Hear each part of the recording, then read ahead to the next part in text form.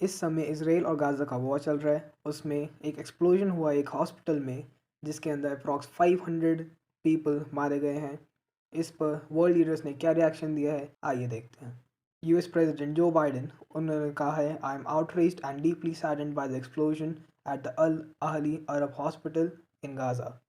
Who world health organization ने statement दी है that they strongly condemned the attack on the Al Ahli Arab hospital. Palestine के Hamas leader ने बोला है the hospital massacre confirms the enemy's brutality and the extent of his feeling of defeat. Also उन्होंने add करा है कि it will be a new turning point. अब इससे माना जा सकता है कि हमस एक ऑफेंस लॉन्च करेगा टूवर्ड्स इसराइल। इसराइल के प्राइम मिनिस्टर बेंजामिन नेतन्याहू ने स्टेटमेंट दी है the entire world should know it was the barbaric terrorists in Gaza that attacked the hospital in Gaza and not the IDF. IDF है Israel defence force.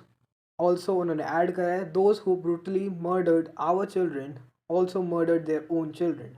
IDF के spokes person ने बोला है an analysis of IDF operational systems indicates that a barrage of rockets was fired by terrorists in Gaza, passing in close proximity to the Al Ahli hospital in Gaza at the time it was hit. Syria के president ने बोला है Syria holds western countries responsible specially the USA for this massacre and others, since they are a partner of the Zionist entity across all organized operations designed to kill Palestinians. Turkey के president ने बोला है I call on all humanity to take action to stop this unprecedented brutality in Gaza. Iran के leader ने बोला है the US is responsible for the recent crimes. Iran का full support है towards the Hamas and Palestine. Also Iran Hezbollah को भी weapons provide करता है, उसको भी सपोर्ट करता है and Iran is actively involve in this conflict. Iran ने ये तक बोला था कि अगर इसराइल ग्राउंड ऑफेंस करती है then Iran will directly get involve in this conflict.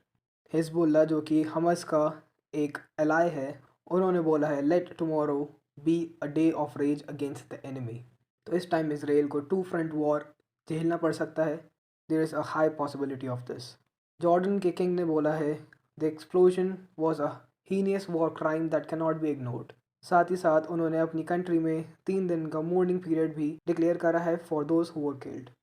Britain के फॉरेन सेक्रेटरी ने बोला है the explosion was devastating loss of human life and the protection of civil life must come first.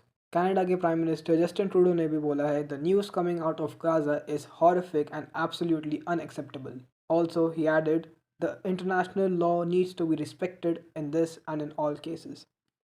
तो इन reaction से ये साफ होता है कि जो पूरा मिडल ईस्ट है वो इसराइल को इस अटैक के लिए ज़िम्मेदार मानता है एंड द वेस्ट इस अटैक को कंडेम कर रही है, पर उन्होंने डायरेक्टली इसराइल को कुछ नहीं बोला। इस वीडियो में इतना ही, मिलता हूँ मैं अगली वीडियो में।